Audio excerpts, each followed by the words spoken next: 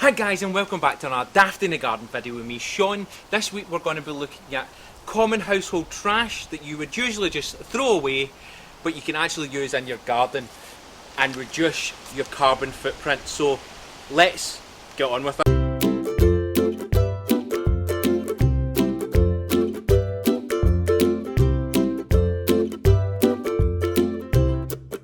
Right guys, these are some common household items that we find that we throw away weekly in the house, such as food scraps, toilet roll holders, milk jugs and other plastic containers such as sweet takeaway holders, cardboard, letters, junk mail. Let's run through a couple of them and see what we can actually do in the garden with them. So let's look at the most common one of all, paper and cardboard. We have so much mail that comes through our doors, be it postage, packaging, so much more.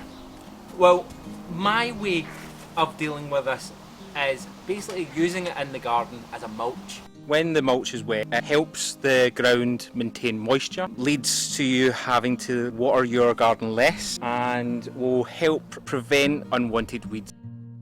As you can see here, I use a lot of paper in my worm bed as well, with some fresh material, so it's used as a brown material in my worm bins. And eventually that will break down and look something like this, and then that will break down even more and it will break down into this. This is great compost for your garden. Now on to food waste.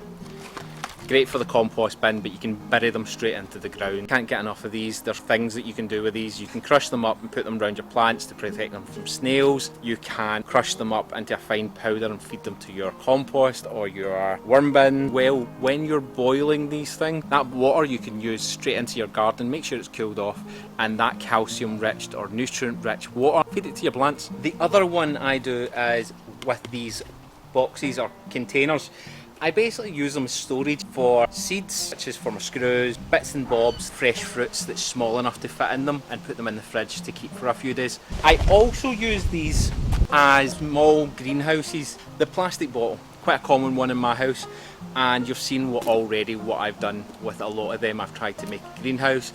You'll see in the corner up here, I actually can make these into some pots with a design. You can paint them, have a bit of fun with them. You can also use them as slow water feeders. You can turn them upside down and stick them in the ground, fill it with water, and it will slowly feed the water to the plants. Now, little tubs like this, and they are fantastic. If you've got enough of them, you can use them as small germing trays.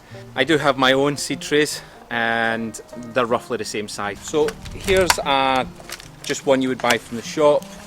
These you can get a pack of probably 4 or 5 for £1. If you are buying pots and jellies and things like that, you can make your own and save that little extra £1 or so, and it means that you can actually use that £1 for buying seeds instead.